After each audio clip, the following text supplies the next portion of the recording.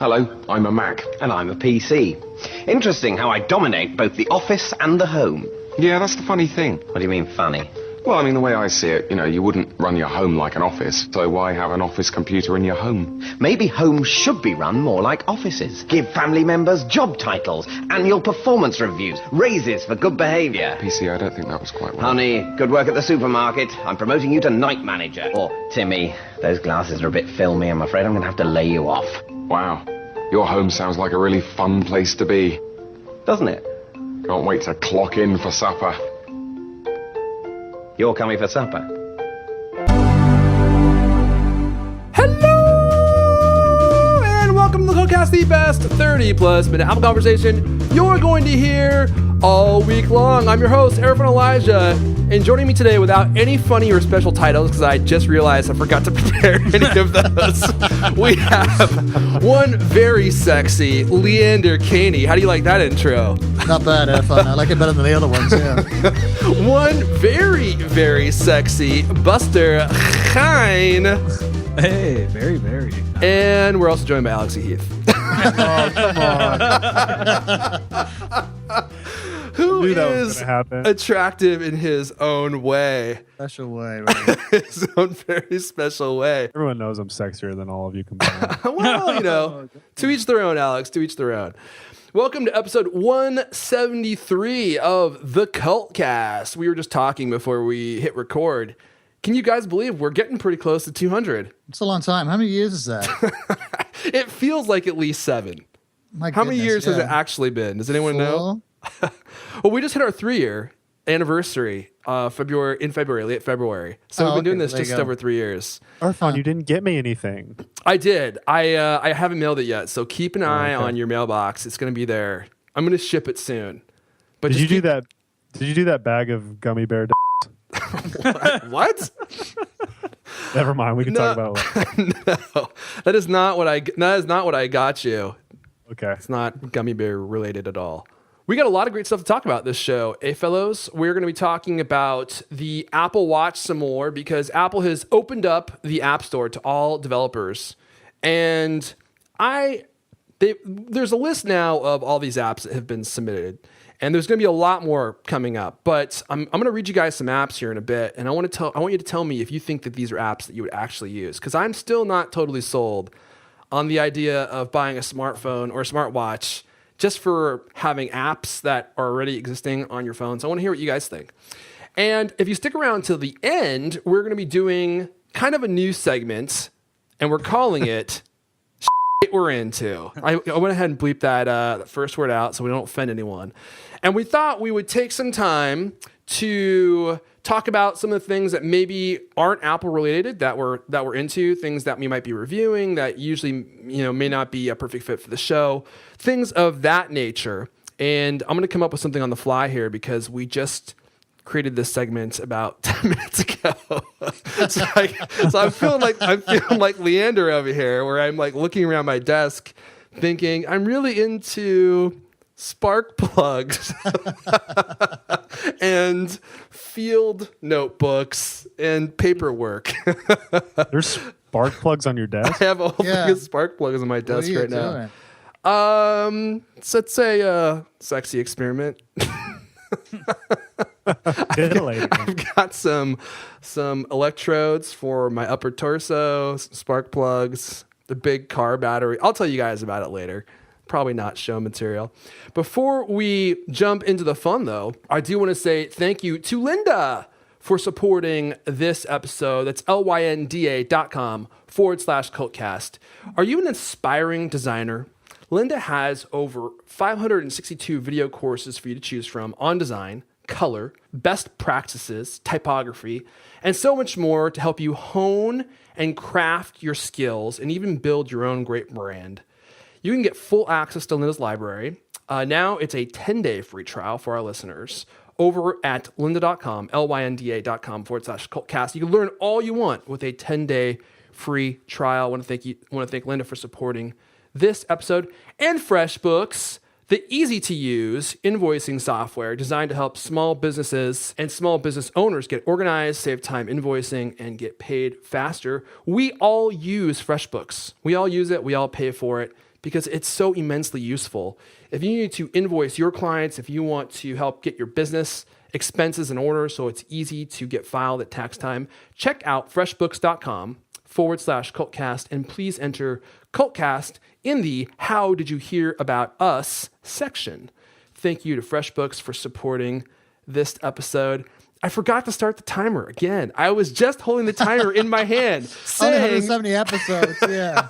You'll get it one day. I'm going to press start once we start the show. The timer starts, and I totally forgot again. So, guys, Alex, why don't you start us off? Apple has officially opened. They're ready and willing to accept your Apple Watch, apps. And we're probably going to get an influx of apps here pretty soon. What do you think? Yeah, well, a lot of the bigger companies like Facebook and Twitter and stuff have already been working on their Apple Watch apps. They were invited by Apple, actually, to these secret watch kit labs in Sunnyvale. And actually, a lot of like smaller indie devs were invited too, which is pretty cool. But so the people there's a select few that have already been working on apps, but Apple just flung open the gates the other day to let anybody start submitting apps, and they're basically just like we've talked about before. They're just extensions of iOS apps, but they're going to have their own section in the App Store that you'll be able to browse from your iPhone in the Apple Watch app, and then install from there on the watch. But yeah, so we're going to start seeing a lot of apps getting updated with kind of in the same, like when a new phone comes out with a new screen size and all these apps are like, oh, iPhone 6 now, it'll be kind of like that. They'll be like, now we support the Apple Watch, which just means that if you have that app on your phone and then you get an Apple Watch, that app will also work on your watch. So have you guys seen any apps that you thought, hey, this actually looks compelling. I would want to see this on my Apple Watch. Have you guys seen anything that you thought was really cool? Uber, I thought was pretty cool. I think apps on the watch the ones that are going to do really well are ones that they actually like make it more convenient to use. So like in the case of Uber, you don't have to pull your phone out to get an Uber car, which is kind of cool. It takes one step out of the equation. I don't think like games or I don't know, a lot of even some productivity apps, I'm not sure they're going to benefit that much from the watch, but something like Uber especially does. I want to have a spreadsheet. Yeah, a spreadsheet. I want to be one I don't get that just confounds me is Instagram, and Apple's made such a big deal out of it at both of the keynotes about scrolling through your Instagram photos, and I mean, well, they're even going to put the camera roll on your. I'm like, no one's going to want to look at photos that's on the watch. Yeah. It's weird. It might not be too bad, but is it gonna buzz every time someone posts a new photo? I mean, surely not, right? So probably like your favorite people, maybe. Yeah, and that would be cool if you could set how you can have like favorites and that, yeah. Do you get the thing? Do you get the feeling it's going to be a nightmare? That the thing's going to be like buzzing every 3 seconds? That's what I worry about. But I think you're going to be able to fine tune it to whatever you want to get notifications. Yeah. No, but how much time are you going to have to spend doing that? Because everyone's going to download a bunch of apps, right? Oh yeah, this is updated, that's updated, and then you got to spend 3 weeks. Turning everything off.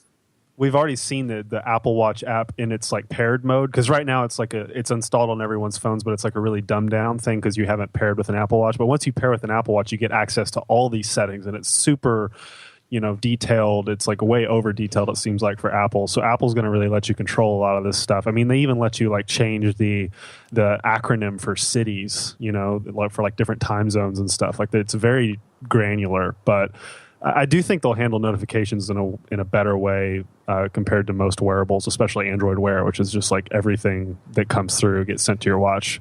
And what's going to be cool is that whenever your phone is open, I mean, your watch is not going to buzz. So they're going to work together in that way to where it's like if your phone's in your pocket, your watch will buzz and not your phone, which would be nice. Yeah, and you can turn it off as well, right? So there's like snooze time. Yeah, just like Notification Center, you can set it on an app-by-app basis. And some apps will hopefully let you even fine-tune that to where it's only like, in the case of like Instagram, someone you want to get notifications from specifically or something like that. I think that could be cool, but... Definitely don't want a fire hose of buzzes on your, because we already have like phantom vibrations in our pockets from our phones, and so right. Well, I thought we were going a whole different direction. Okay, I was like, how did you know? How did you know, Alex? Yeah, to your point, Leander, the notifications thing is going to be interesting because one of the things that I've heard people say is, "Oh, finally, I have a device that is going to be separate from my phone, and it's only going to show me the important notifications because your phone gets so many." And I hope that remains to be the case, because if this thing just starts, if they open up a fire hose of notifications and then this thing's buzzing my wrist every 10 seconds, and the only way to prevent that is to go through every individual app and choose a bunch of different settings, you and I might do that, like we all might do that, but I think a normal user may not have the patience or the time to go do that. I don't do that. I mean, look at notification center. It was kind of useful for 3 minutes, and then now it's like there's so much there. It's just I completely ignore it because there's a ton of it. And then when I went to go turn stuff off, it was like, like you have choices of all the different, not only what notifications to get, but different styles of notifications. Yeah, right. And then sometimes it's like, okay, well, I kind of do want to get notified if that happens, but then I don't want to be notified if that. It's not.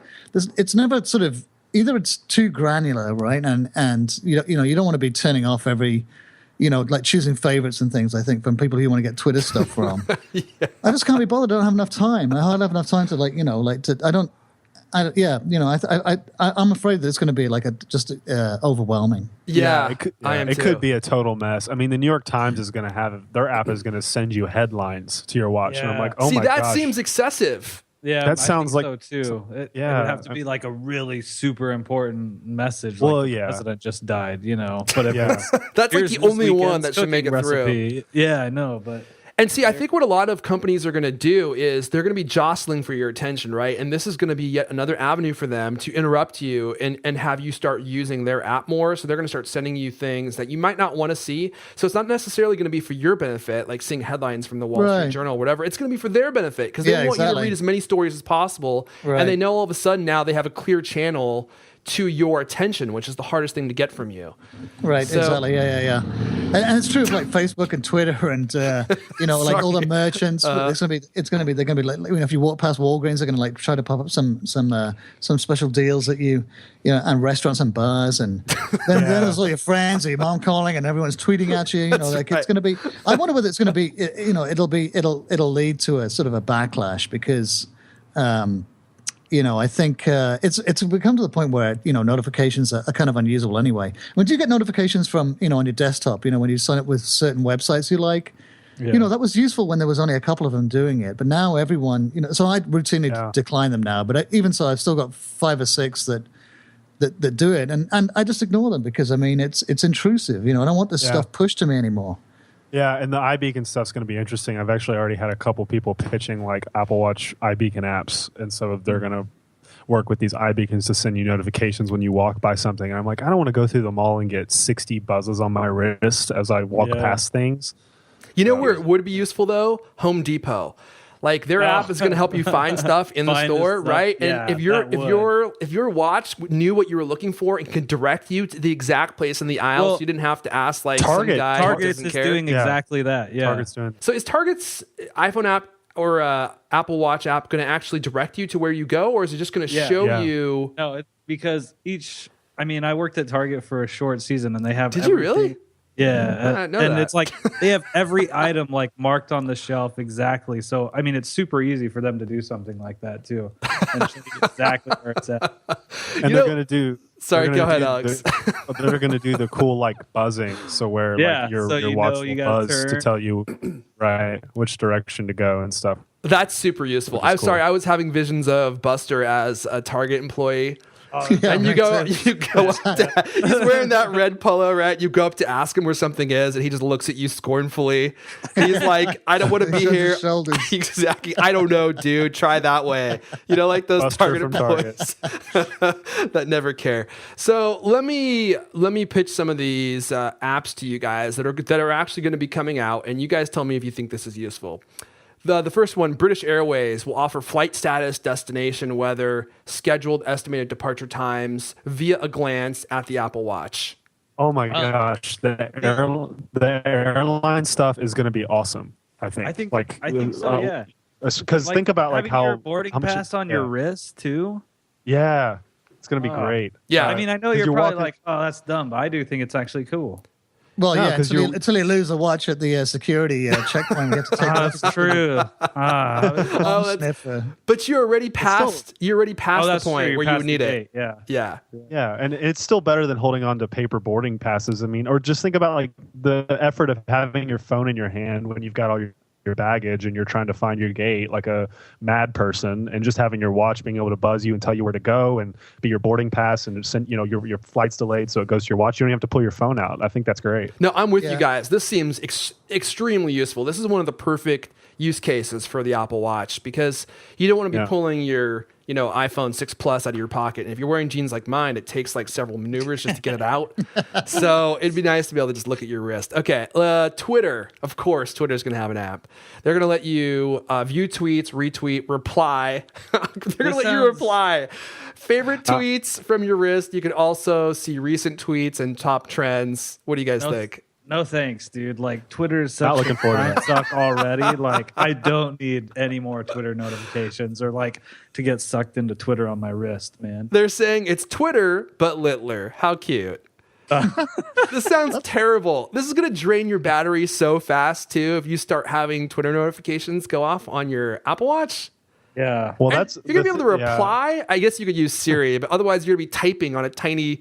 Is there even a keyboard that you could type on your Apple Watch? No, I think that's going to have to be Siri. Everything's voice.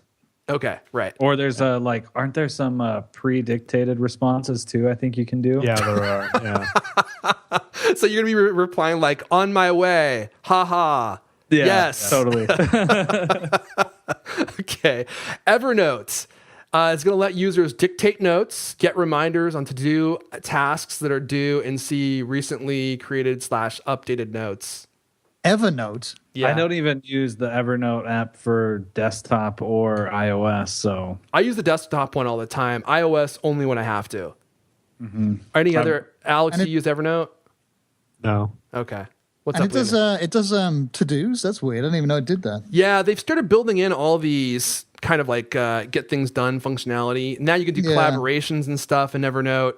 It does a lot of stuff. I never really liked it. I know you live in it, right? And some people swear by it. Well, I use it for doing the show notes, and I also use it for tracking like links to websites that I think are interesting. But other than that, I don't use it for much more. But it does way more than what I actually use it for. It's kind of like they're trying to find an audience. So they just keep adding in, features and stuff. Well, I thought it was complicated already, and now it's even more complicated. Yeah. And because I use it, I've got, I've been using it for years, and I keep on clipping stuff there, but then I forget to do it, and then I save some stuff to my desktop, or I put stuff in a reading list, and I'm like, where did I save that? And then I got to go look at about 8 different places to go find it again.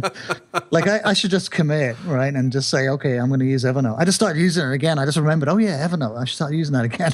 You should go back to what you were originally doing, Leander. Is just print the web page on your printer and then put it in your file folder that says bookmarks.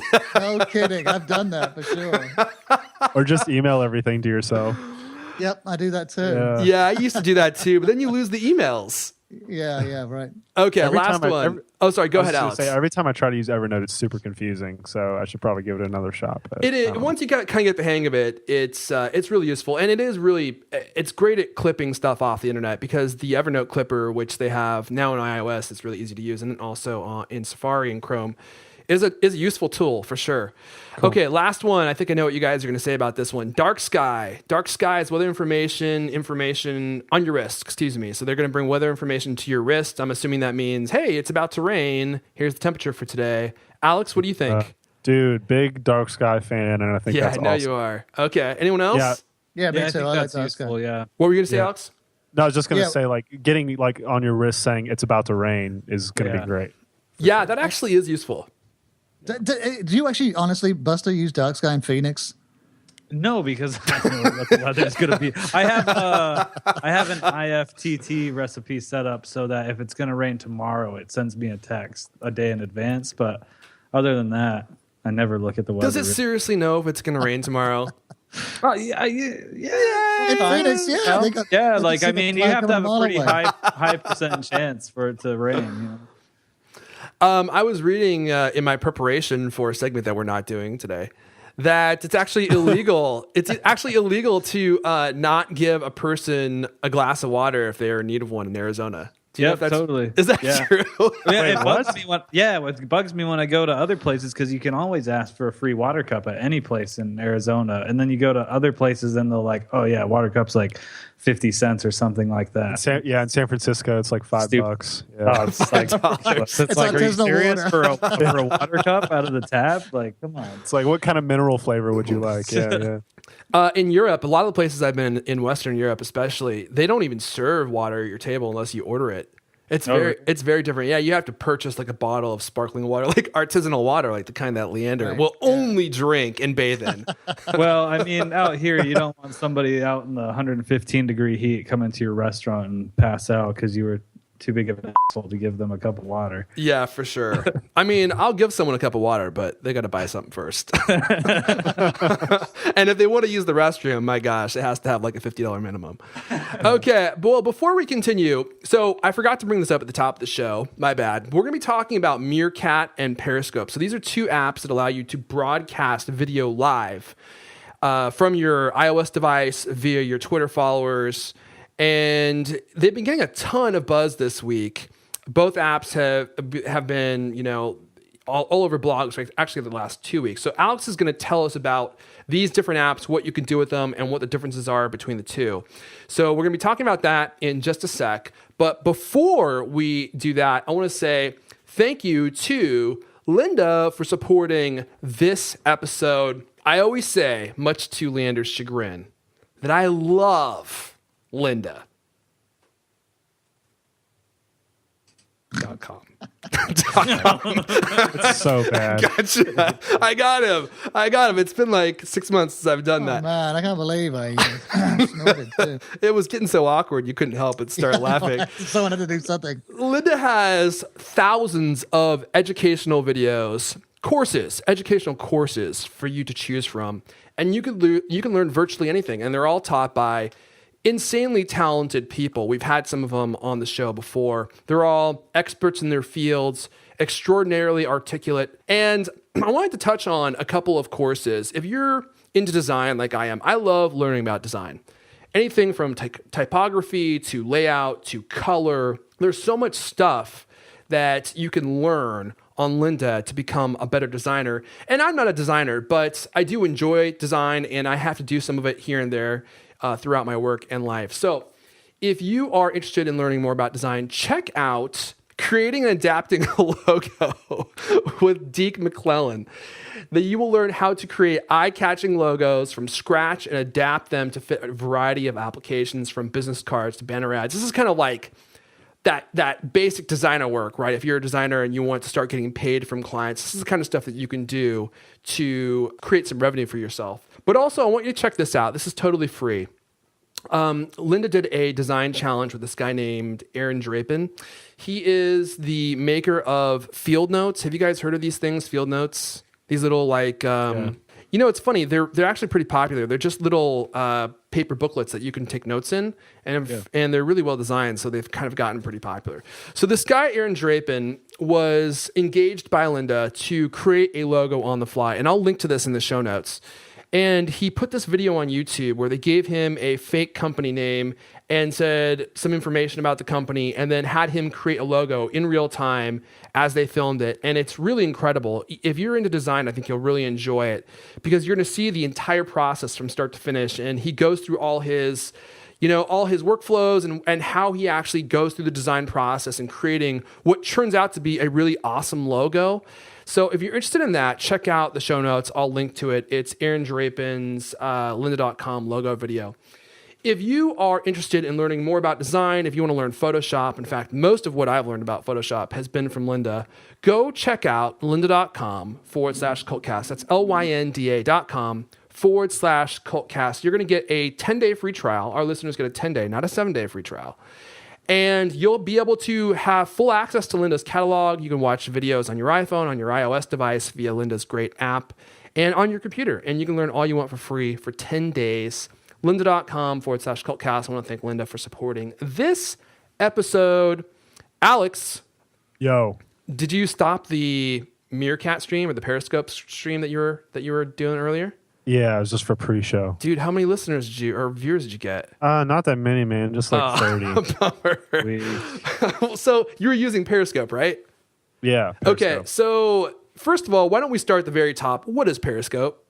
Periscope is this hot new live video streaming app that Twitter bought.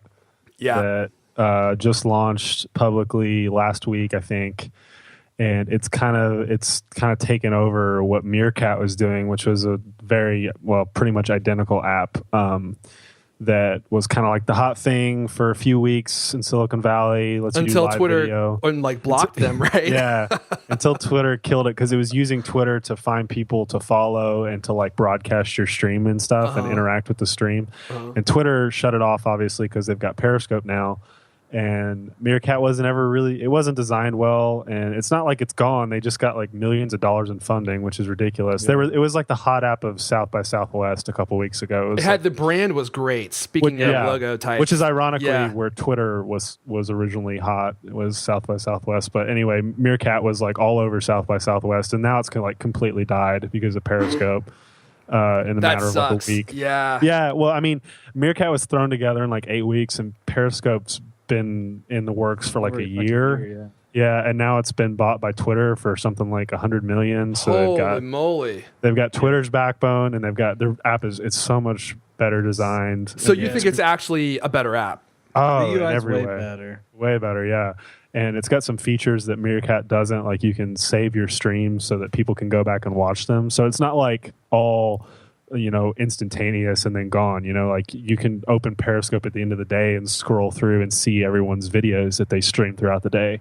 And obviously you're going to get a better experience if you're watching live because then you can chat with them, and they've got a really cool like liking system where you can just give hearts to people, and it's kind of like a ranking system. Now I'm really starting to like this. Yeah, if you just tap on the screen and it makes all these like fun little hearts appear on the screen, and you can do it as many times as you want. And so like the leaderboards are who has the most hearts, which is kind of a cool idea. That's a leaderboard I want to be on. I Yeah, love getting hearts for stuff. Yeah, but you can do like private streams with people, which is for the naughty bits. Oh yeah, me and Buster did one of those earlier. Oh yeah, and then you can broadcast a stream to your Twitter base or whatever. Or really, I've actually, I don't know about you, Buster. I know we both used it, but even when I don't send a Periscope feed to Twitter, I still get a decent amount of viewers, at least a lot more than Meerkat.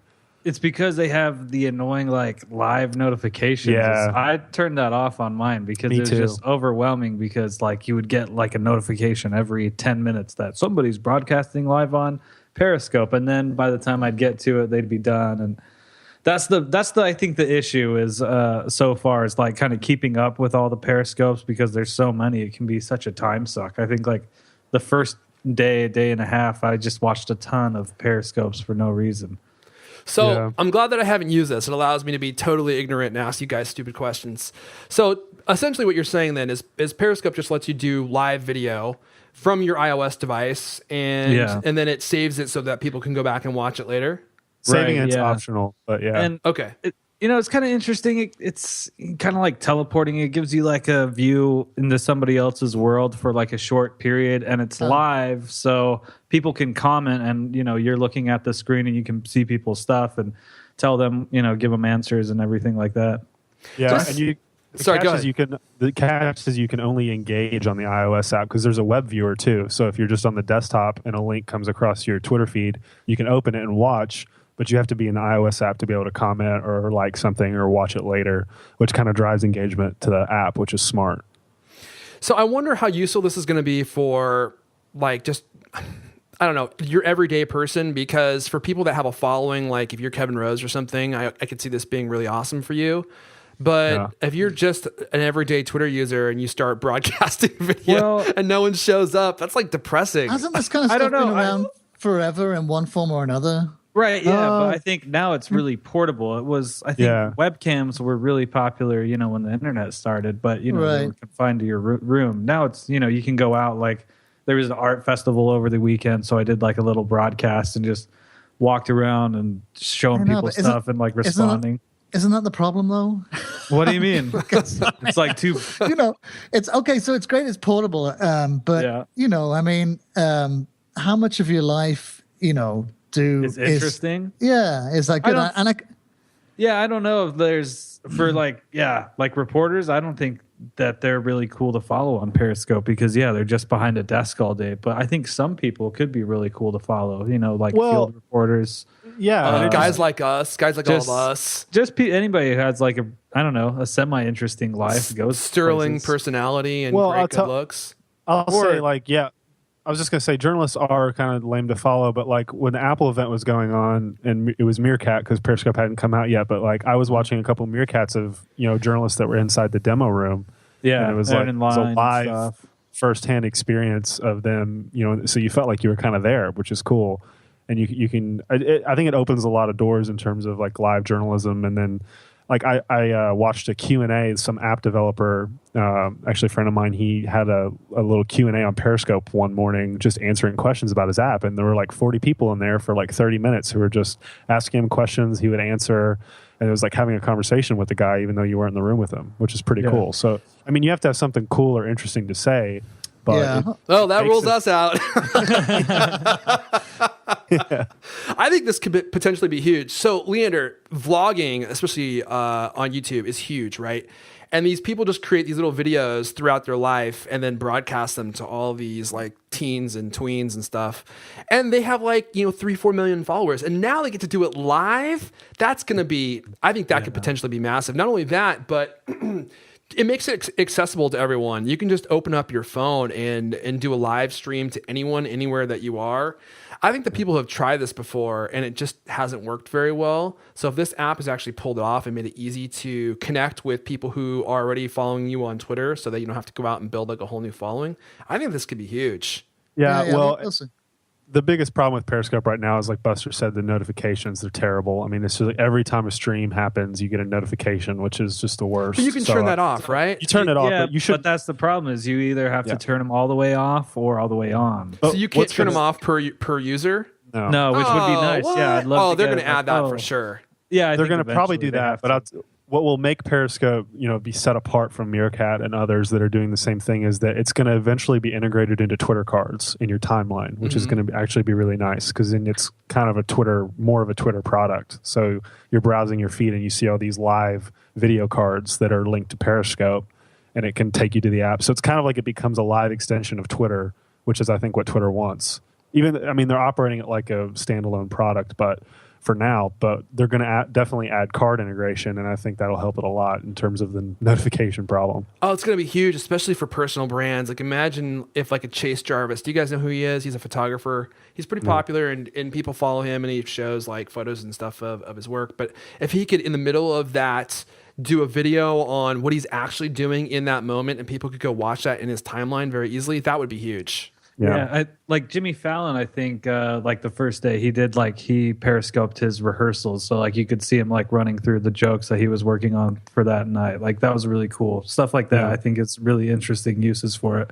It wasn't seriously awkward as he's going through the jokes and people are like... No, he's funny. laughing. No, I think he's funny too. But when you do the dress rehearsal, I'm sure you do jokes that some do well and some don't. Yeah, I mean, that's what was interesting about it because it was just like casual. It's like, you see like behind the scenes. Here's how we, make the Tonight Show, which was really cool. Yeah, here's my mark. Here's what I do, Yeah, that would be pretty cool. We all got to come up with some angle of stuff that we can start periscoping. Is that the new word people are calling it, Alex? Is that the new cool word, periscope? Yeah, I mean, I guess I don't know.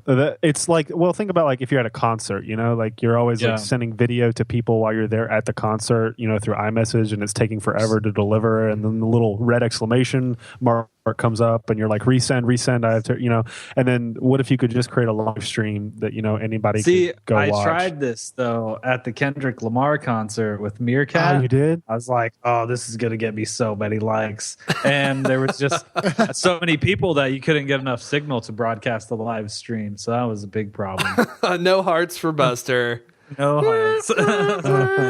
Oh. Well, something that's crazy about Periscope right now is like there's this huge refrigerator meme on Periscope, and a friend of mine, he's got a whole account on there called Refrigerator, and it's something to do with like the creators and Facebook. Like they had this like Facebook fridge that they would like video, and it got a lot of, for some reason, anything to do with a fridge will get you like instantly hundreds of viewers. I don't know why.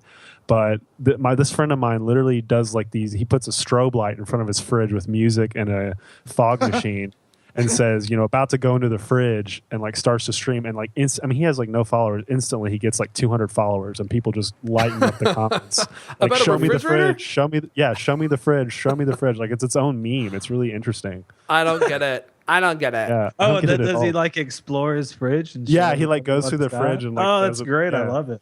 Yeah, it's interesting. I'll be doing my fridge streaming later tonight. Oh yeah, I'm gonna do my toaster. I'm And going it's gonna be toaster oven, man. I'm creating a whole new genre. People are gonna be so into it.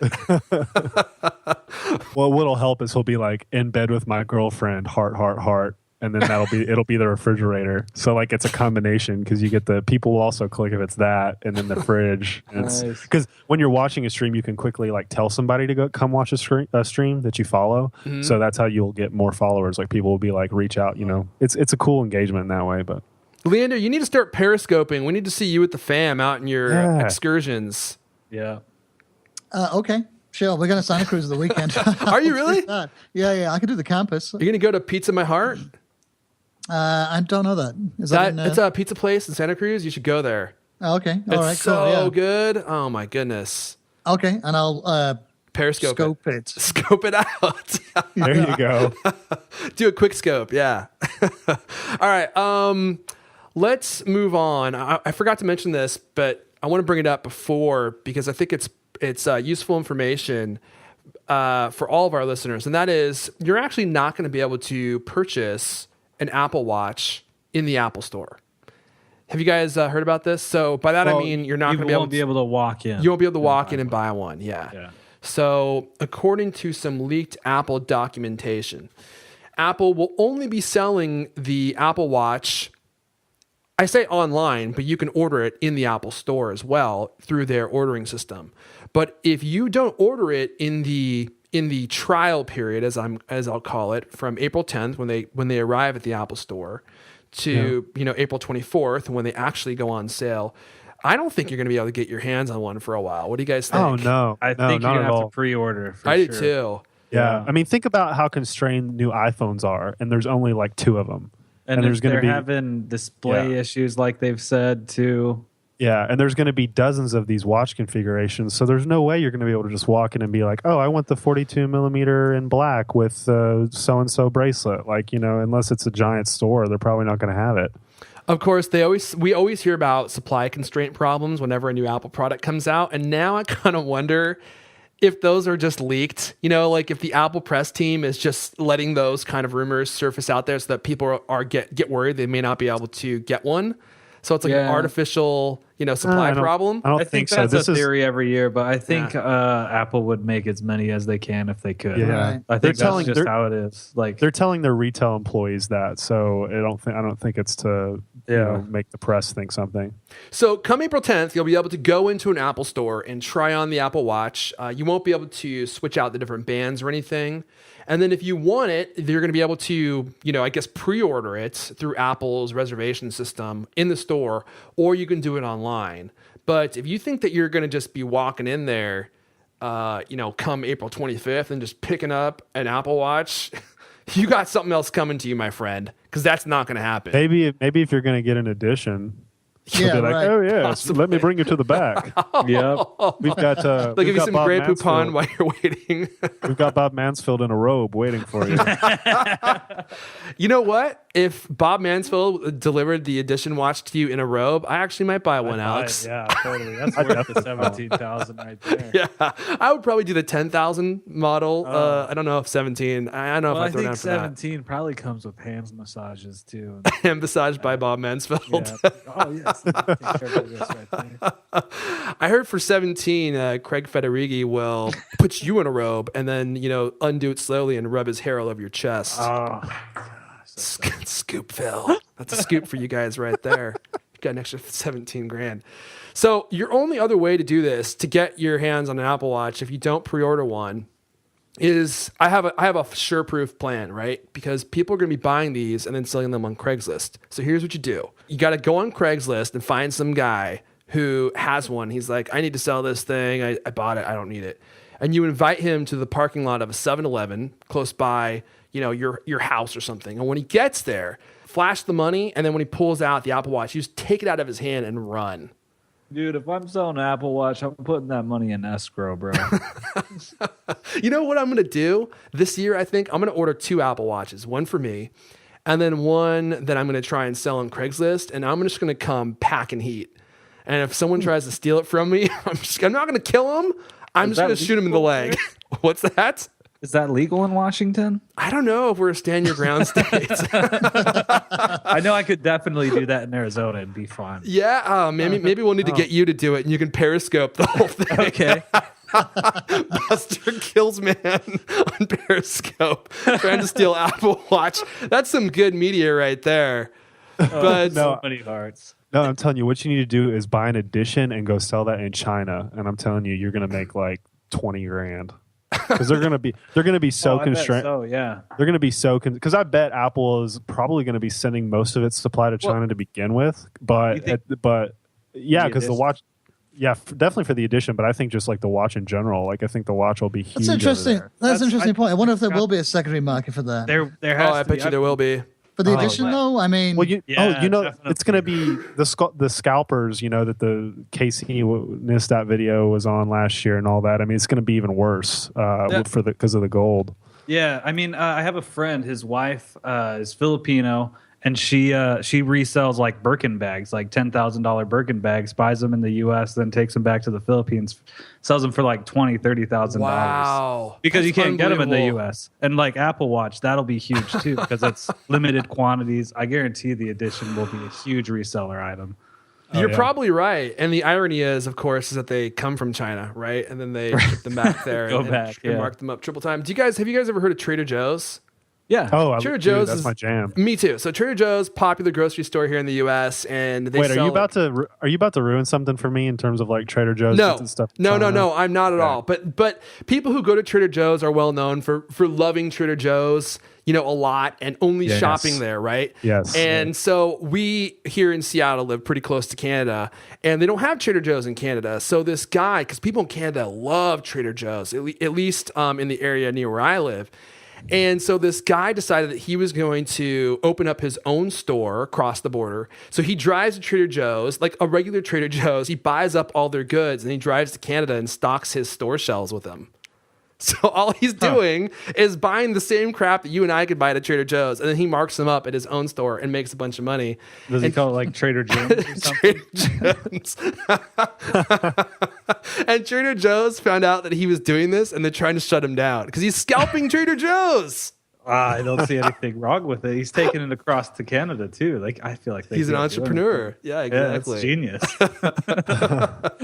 Okay, what's up? I was just going to say that an important thing about the watch, this is the first time that Apple's had a huge new product launch where they've launched day one in China, because it's always been that China comes later. And so I think that's going to dramatically affect sales, and people that are saying it might not sell that well. I mean, I don't know. Like, it seems like I bet they're going to sell everything they can make. Do you think there will ever come a time when Apple releases something in China before they release it in the U.S.?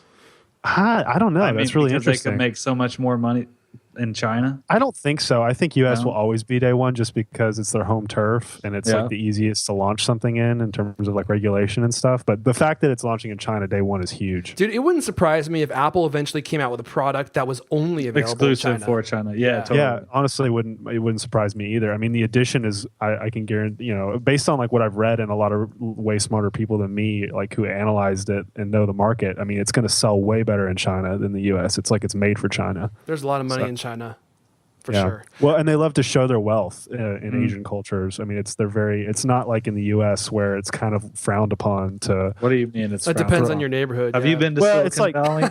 No, have you been to Leander's Estates? There's always the upper class, but I'm saying like in general, like middle class people shouldn't be going out and buying a $10,000 Apple Watch. You'd be shunned, But if you're making billions, I don't think anybody's going to care. Yeah. Leander only dresses in fur coats. You should. I mean, his lifestyle is so extravagant. It would make you guys sick. That's why we'll never see him on Periscope. He doesn't want people to know. He wears a crown. He wears an actual crown. It's made of solid gold. Actually, I got two guys that carry around in one of those hand cuts. Oh, beautiful. And he's got another guy who fans him with like a Jim's palm. Yeah, right. Is that why you hired two new Golden Mac employees? That's right. Okay. Well, before we move on, because we're going to do shite we're into, and then also actually there's a couple of quick stories I want to run through before we do that. But before we do that, I want to say thank you to FreshBooks for supporting this episode. We all love FreshBooks. It makes life easier. And if you are a small business owner, if you're an entrepreneur and you need a way to invoice clients, to keep track of your expenses, you absolutely should check out freshbooks.com/cultcast. Get signed up for a free trial. Leander is going to talk a little bit about the apps. What are you talking about, Leander? I forgot. Yeah. Well, I'm going to start getting everybody in the Cult of Media organization empire using the FreshBooks app. A new decree from King Caney. Oh. Indeed, yeah, right. And because the expense tracking looks really, really good. It's going to save me a lot of headaches, because I'm sick of dealing with invoices that come in through email. Yeah. So this one, within the app, you can record the app. Record the receipt, the amount, where, the date, and then take a picture of the receipt, which is going to make it bookkeeping a lot easier. Yeah. So that's really going to save me a lot of headaches. So I'm definitely this is a new decree as of now. I sign it. Hear thee. As he's opening his scroll. Yep, it's a new law here. Well, plus it's going to make it easier for you, Leander, when you go to do your taxes and stuff, that you'll actually have all the expenses that you paid for, right? So you can write it off. Yeah, well, it was a headache just to doing it for myself. But now that I've got there's hundreds of employees across the Cult of Media empire, submitting worldwide, right, globally submitting their invoices. It's a headache to deal with. I mean, Rob just went to GDC and he's submitting all his invoices. He's sending them to me an email. And, my gosh, nightmare. Right. Yeah. I definitely want to put an end to that. I mean, I don't even want. In fact, I haven't paid them because I couldn't be bothered to deal with it. And now that I just remembered, now I feel a bit guilty. But anyway, I'm sure he'll be fine with it. I don't think he listens to this show. You're going to be just fine. Right. And of course, if there's ever a problem and you need to actually review those receipts, then you have to go back fishing through your email again to find them. Whereas with FreshBooks, they're all stored in one place. Right. I had a recent experience where, it's tax time. Everyone's getting all their stuff ready. And somebody hadn't sent me a 1099. And I've been waiting for this thing. And I've moved in the last year, so maybe that's why it probably got lost or something. But because I have been diligently tracking all my invoices and expenses in FreshBooks for the last, I've been using it for probably 2 or 3 years. I was able to go through for this one client and actually add up exactly how much money I received from them, which was in the millions, as you can imagine. And I sent that to my accountant so that we could complete my taxes.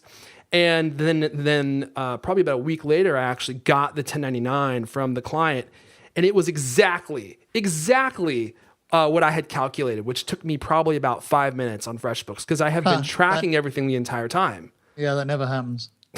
So I was like, "Booyah!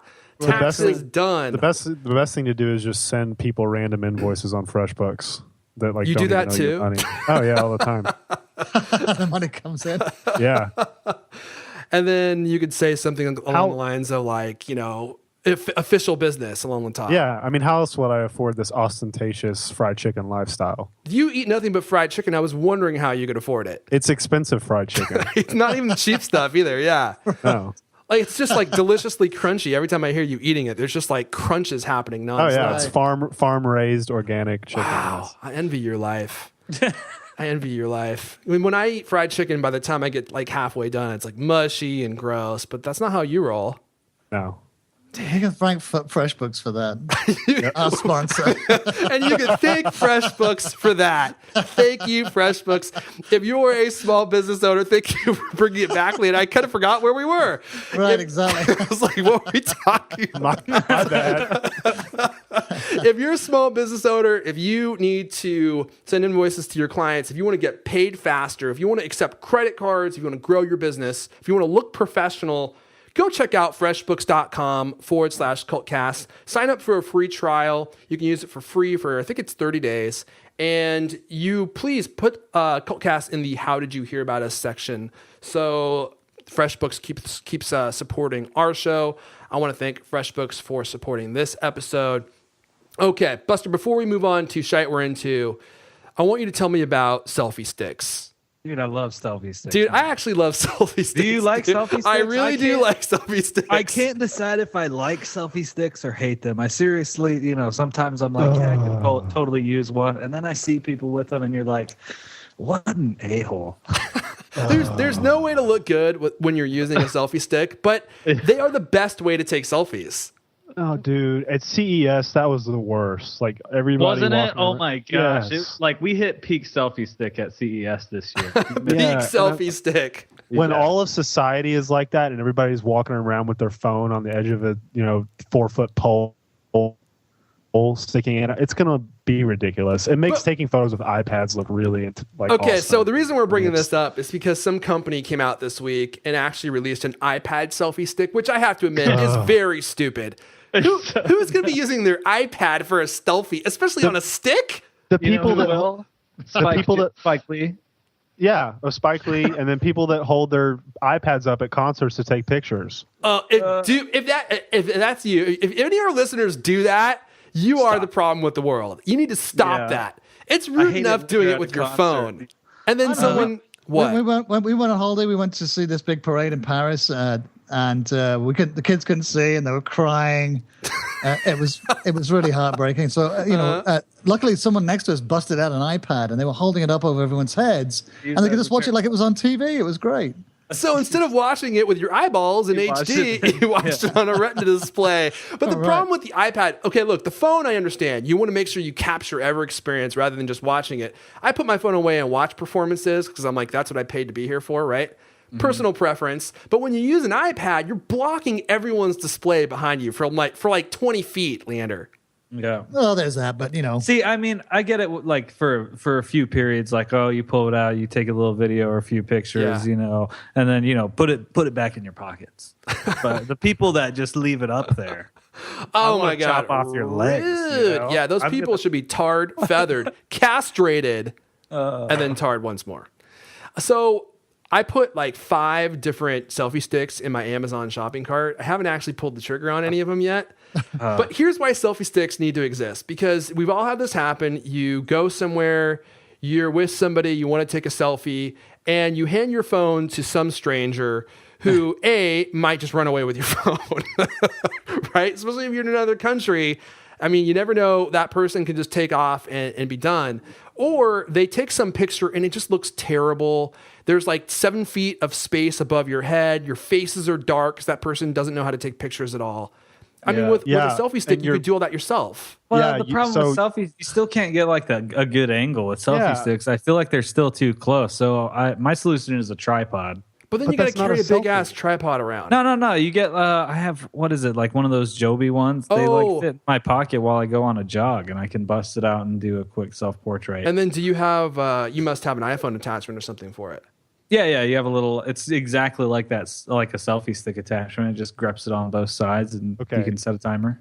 I'm refraining from making a tripod in the pants joke, but but I will say that if it's technically not a selfie if you're using a tripod, like if you're or you hand the phone off to someone else. Here's the thing, though, is when using a tripod, it takes me like 5 minutes to get a good shot. Yeah. And then how vain is that? Like, oh, God, I just don't look good at that pic. Let me take another one. Right. Whereas with the selfie stick, it's like over and done within 20 seconds. Yeah, but you just look like an idiot. Okay. But I probably look like an idiot going back and forth, resetting my timer, trying to get good self-portraits in the wilderness, too. It is slightly more discreet, but it takes you a lot more time. If you're going to do a selfie stick, you just gotta know you're that guy. You're just a major. You're a major chode. Everyone knows it. you just got to accept it and move on. If you have a selfie stick, you just got to rock it with pride. Yeah. I get selfie sticks for like things like GoPro cams, like out in the wild, like like hiking. Yeah, totally. Those are kind of cool. But I don't know, like you're at a museum and you selfie sticks have been banned from some museums in Europe because you don't want to stick it through a priceless masterpiece, do you?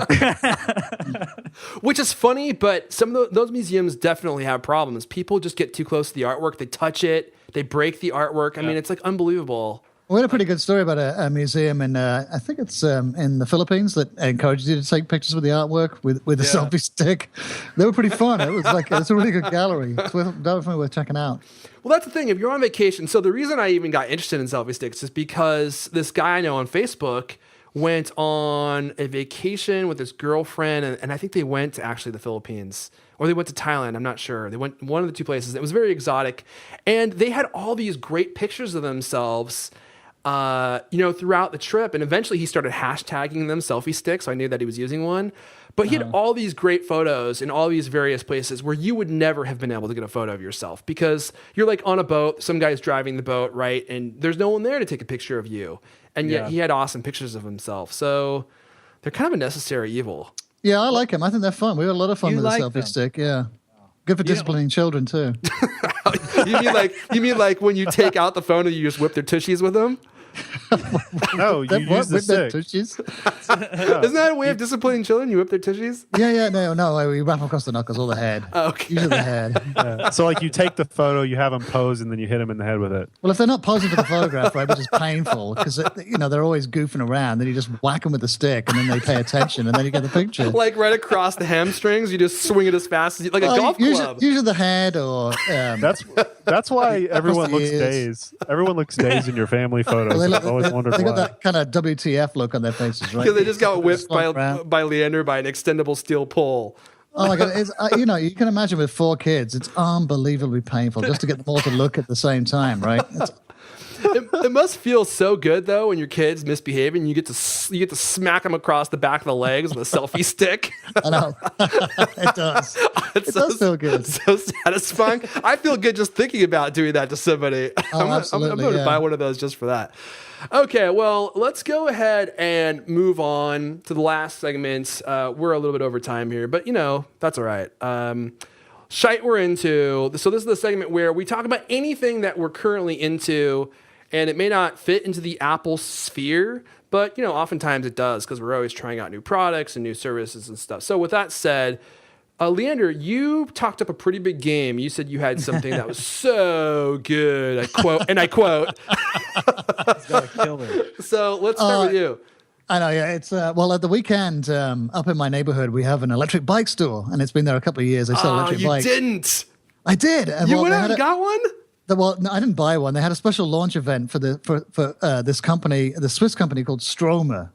Oh, I've heard of them. Their bikes are they're so expensive. It's not cheap. It's not cheap. But my God, it was so much fun. It's pedal assist, right? And the guy actually sort of took me into it. I was just walking by with my son. I was actually working at the cafe up there. We're walking home. And he goes, and he's talking, he's showing the bike, and I go, yeah, that's pretty cool. He goes, you want to test ride? Nah, yeah, I don't know. I looked at my son, do you want to have a go? And he sort of shrugged his shoulders. The guy talked us into it. And then as soon as we hit the pedal, it goes whoosh, and it took off like a rocket. And I was like, whoa, oh my God. And then we were flying around the hill on this thing. It was so much fun. I've never had so much fun. I was laughing my head off like a madman. They're insanely fun, aren't they? Yeah. It was amazing fun. Which one did you drive? Well, it's called the ST2. Oh, it looks like a freaking stealth bomber, that thing does. Yeah, everything's integrated. It's got a light in the front. It's got Bluetooth. It's got a cellular connection on it. It's got GPS. Cellular connection? What do you need that for? Well, you can track it, and you can turn it off if someone nicks it. And it gets over-the-air software downloads. I don't know. That must be their top end model. Yeah, it's like the guy was telling me they pre-sold 35 of these things, and then there was people. The place was packed, and they were selling them like hotcakes. That must have been what, $8,000, $9,000? It's $7,000. Yeah. Wow. $7,000. So Stromers, for those who aren't familiar with electric bikes, their bikes are very well designed. Their batteries are integrated into the actual bike shaft, right, Leander? Right. Yeah, it is. Yeah. So they look kind of like normal bikes. It looks like a normal bike, and all the cables are hidden. It looks like a really nice bike. It looks like a really cool, like mountain bike. And it's beautifully designed. It's really well made. and it just It has rocks. a price to So match. yeah, well, it's a primo. Yeah, I know it's terrible. It's a primo piece of kit, but I can totally see. Like, I was like begging, and all weird things. Jim actually got a review model that afternoon. Oh, nice. Of a Stromer? Yeah. Oh, of an wow. ST2. So he just handed it over to me, and my son wrote it home yesterday. I didn't have a chance to write it in today, so now I've got one back at home in the garage. Oh my gosh. Yeah, I know. Yeah, exactly. And it's perfect with my crown and my robes. Your robe must look so majestic as you're riding, and it's just flapping in the wind behind you. Yeah, right. Totally. It's great for running over peasants. It just like rolls right over But them. you sit on the handlebars, right? Someone else actually rides you around. Yeah, that's a good idea. I should do that. Make one of your kids do it. Yeah. And hit them with the selfie stick. When they don't pedal fast as you're going up the hill. Yeah, Faster! that's right. That's what a king would do. Yeah, I love streamer bikes, but they're a little bit out of my price range. Of course, once battery technology becomes less expensive, everyone's going to have an electric bike. Because once you ride one, just like what you said, Leander, it's like you can't stop smiling. Yeah. I hope so. It's a great way to get around. Yeah, it's a phenomenal way to commute. Doesn't beat my unicycle. Come on. Dun, dun, dun, dun, dun, dun, dun. Never mind. Dude, I play hip hop on that thing. Wear a clown nose too. Yep. I feel like you have to wear a clown nose when you ride a unicycle. It's like mandatory. Okay, Buster, Alex, anyone want to go next? I'll go real quick. Okay, Alex. I'll keep mine shorter than the bike thing. Okay. This is lame sounding, but I got a new iPhone case yesterday, and I love it. It's called the CM4 wallet case for the 6, and I'm all about that wallet case. And I've been using a case that I've actually said on this show before. I'm not going to say it now, but listeners know. And unfortunately, the case looks really good when you get it, but it just kind of falls apart, and it's obviously not well made. But Which this one are we new talking about? the Mujo. Oh, really? It fell apart? Yeah. I've gone through like 2 of them, and they're not well made at all. They're very It's cheap. good to know, though. Who made the new one that you're talking about? It's called CM4. It's I think CM4? Yeah, it's like they're a California company, I believe, and they do a couple lines. But like, I was a little skeptical at first because I was like, maybe this is cheaply made too. But then I got it in the mail, and I've been using it the past couple days, and it is awesome. It holds up to 3 cards in the back with this like leather insert, and it's got this really nice, hefty kind of rubbery silicone. I didn't think I'd like the silicone and the leather mix, but it looks really nice and brown with my gold iPhone. And it's got a little lip around the bumper that protects your screen. All the ports, it's everything I want in a case. All the ports are accessible, and it just feels really well made, and it's not going to like fall apart on me. So highly recommend. I believe so. Yeah, is the CM4 card case? How much did you say it was? I think 40. It's 40. I'm looking at it right now. Yeah. Yeah. Yes, and it's 10 times better than the Mujo. Really, the Mujo looked prettier though. Yeah, I agree. This is really kind of horrifically ugly. Yeah, I think it just like their website looks interesting. I'm telling you, you really do think it's that good. It is awesome. It's the best card case I've used. It's the best card case I've used. You need to take some pictures because their website pictures just make it look tacky. Yeah, their website pictures do not do it justice. But I have had multiple people stop me like over the past couple of days and be like, "Oh, what's that iPhone case you're using?" And I actually saw it in the line. That's the ugliest thing I've ever seen. Were they making like a really sour look when they asked you that? Like people want it. Like I actually, funny enough, the way I heard about it.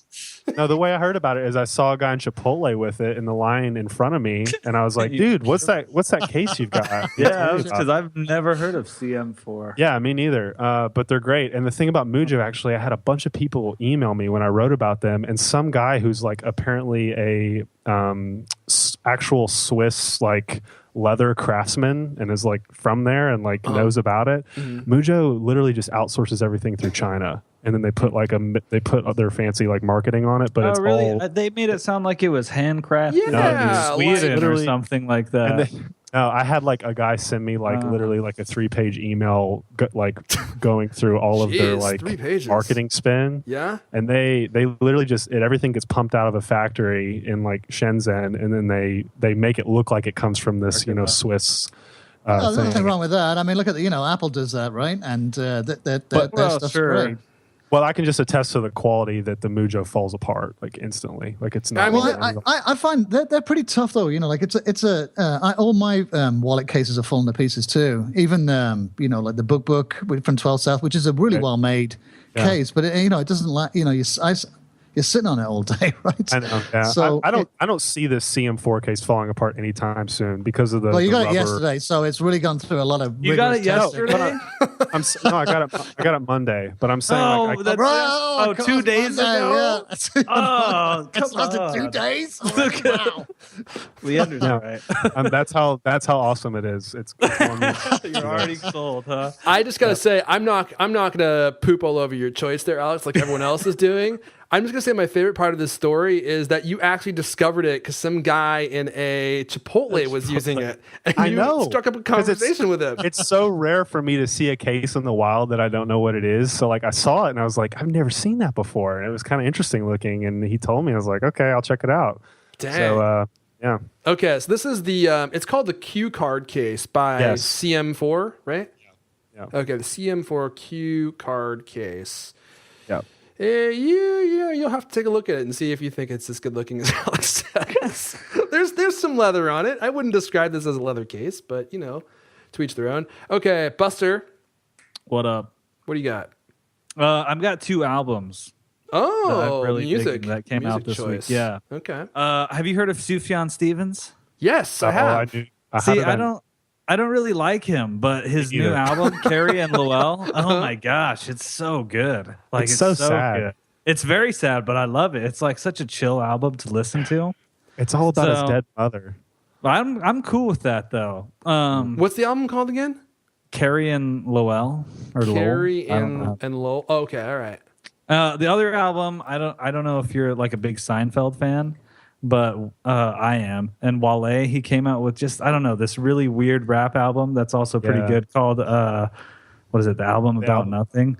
Yeah. And it's got Jerry Seinfeld throughout the album. Like Wale, I don't know, he sang that song Pretty Girls. I don't know if you ever heard that one. And he and Jerry Seinfeld are like homies, man. And it's just, I don't know. Wait a second. You're listening to a rap album that has Jerry Seinfeld. See, what's the deal with this rap album? That's OG. That's like at first that's legit right there. Like a commentary on whiteness or something like that, or that he was making fun of Jerry Seinfeld. But no, he genuinely loves Seinfeld. Wait. Do you mean Seinfeld himself is on the album, or he talks about? Yeah. Like they hang out and he talks, and like he helped Wale with the whole, with the album. Like he has like little bits in there talking. There's also like, does he do any rapping? Oh yeah. Well, no, not Jerry Seinfeld. Oh, no. That's a bummer. Thank you. It would be horrible. But it's it might be good. Who knows? It might be great. It's an interesting album, man. Like I think it's Kendrick Lamar's album was cool. I mean, there's been so many cool rap albums, but I think this is one that people should probably know about that they might not know. Okay. And you said the album was called what? The Album About Nothing. But who's the artist? Wale. Is that spelled Wallet? Wale. I'm like, maybe it's French. I don't know. The Album About Nothing. The album. There's an accent mark on the E. Okay, there's an accent mark on the E. Okay. No, there's not. Oh, okay. I'm removing that now. Thanks, jerk. What was that, Leander? Yeah, I thought you said Wale is that's the iPhone case you get from Target, right? That's the one that Alex got. Yeah. Okay, so I had a hard time choosing something. I was gonna go with Interstellar, which I know is a movie that came out last year because it's on Blu-ray. It just came out on Blu-ray, and dude, that movie is dope. It's currently one of my favorite movies of all time. I just think it's incredible, and I know that Buster doesn't. What's that? The honest trailer for it. Who did? Do you know like one of those? Yeah, they did one of those for it. Oh, it's so good. Oh, really? That sounds like I'd like that. Yeah. Oh, yeah. I don't know. There were so many problems with that movie that I didn't like. Okay, actually, you know what? As long as we're talking about it, I'll just stick with that as my pick. I know it sounds weird that I'm going to pick a movie that just came out on Blu-ray, but I didn't see it in the movie theater. And so I finally got to see it. When did it come out, Alex? Like 6 months ago? Yeah, it's been a while. It's been in the theater forever because it's made so much money. Okay, and it's incredible seeing Matthew McConaughey in this role because he started off in all these really crazy bad roles that just weren't very good, and they were kind of like B-list roles. And he was funny in a lot of those roles, but he was never a serious actor. Now all of a sudden, this is Matthew McConaughey's decade. He's having a renaissance. I can't think of any roles that he's been in the last 5 or 6 years where he's actually had a bad part and not been in a major movie. Come on, you're joking. I'm dead serious. Was he in that movie? I didn't see that one. Dude, okay, I take that back. Good at Magic Mike, though. Yeah, I was gonna say Magic Mike was actually good. I didn't see it. I don't feel like Matthew McConaughey is that different in any of these characters that he's played over the last 5 years during the so-called Renaissance. Okay, Interstellar, he plays Matthew McConaughey playing an astronaut. Right. You know, exactly. And there's way too much acting. You know, he's like trying way too hard. But True Detective, that was one of the worst things that ever put on television. See, I like True Detective. I didn't think that Matthew McConaughey so was pretentious. But I liked Woody Harrelson in True Detective. He was But pretty- Leander, you are the ultimate movie hipster. yeah, this is true. You hate everything that's universally loved. Unless it's a British comedy from the 60s. Yes, exactly. Exactly. Well, I got a soft spot for that kind of stuff for sure. But McConaughey, awful, dreadful. In fact, every role he's had has been worse than the one before. The only thing that was any good was Mud. Oh, That was really pretty good. What was that one with Samuel L. Jackson? What? It was I when don't he was even- way young.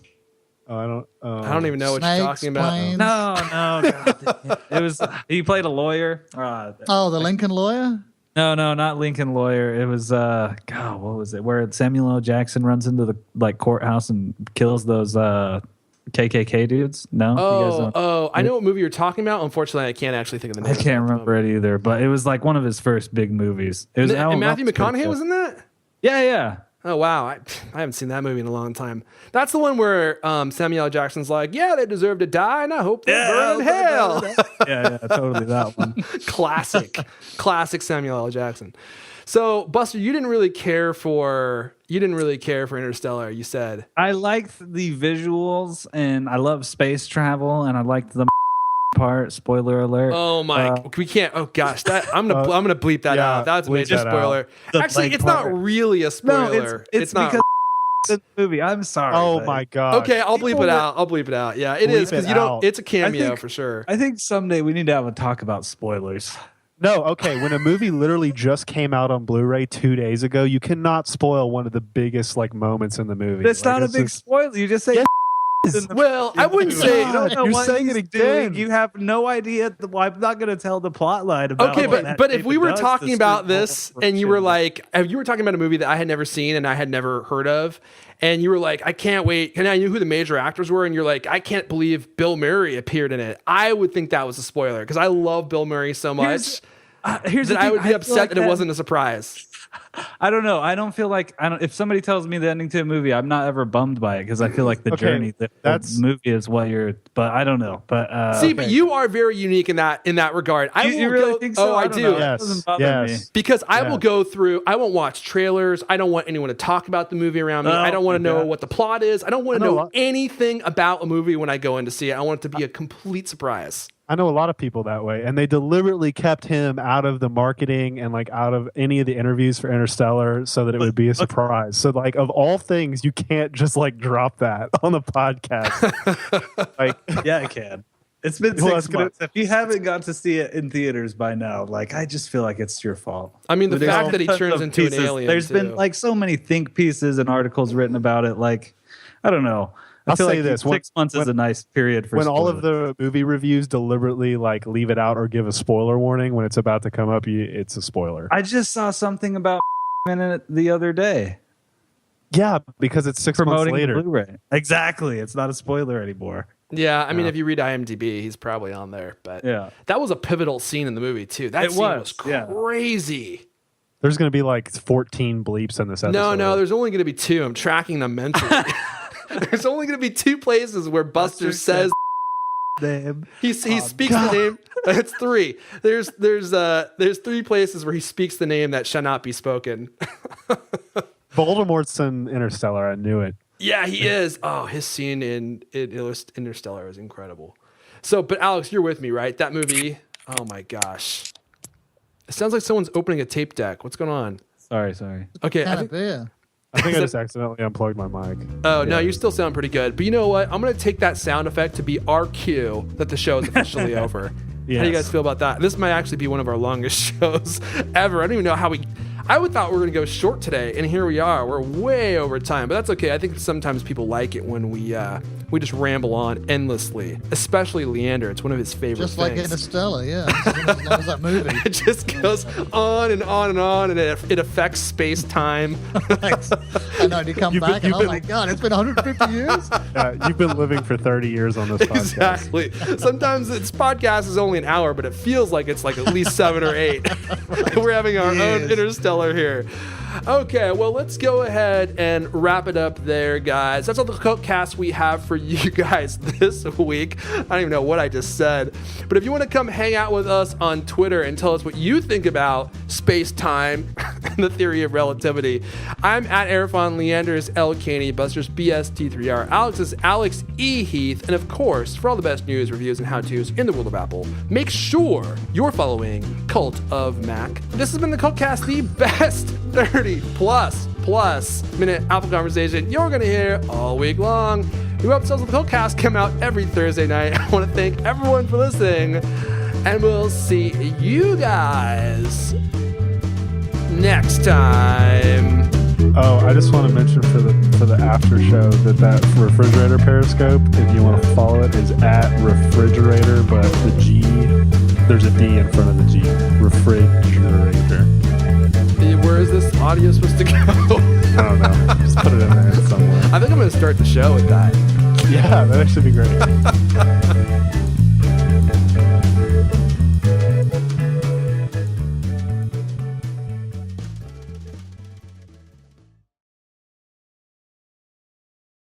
I'm live broadcasting the pre-show. Oh, are you? Yeah. Okay. Since we're talking about this. Well, someone should probably text Leander and let him know so that he doesn't start out with racial slurs. Like, what's up? Are you really live broadcasting this, Buster? Yeah. And then is anyone watching? Oh, dude, I got Like so many hearts right here. Actually, for now. Somebody just asked if they can see my ass on Periscope. Like they want you to take your pants off. And somebody just said, "What is Cultcast?" It's a podcast that you. And I'm trying to get the sound on to where I kind of want to see your butt too, Alex. I'm gonna get on Periscope here. Yeah. Do you have like a selfie stick that you could use?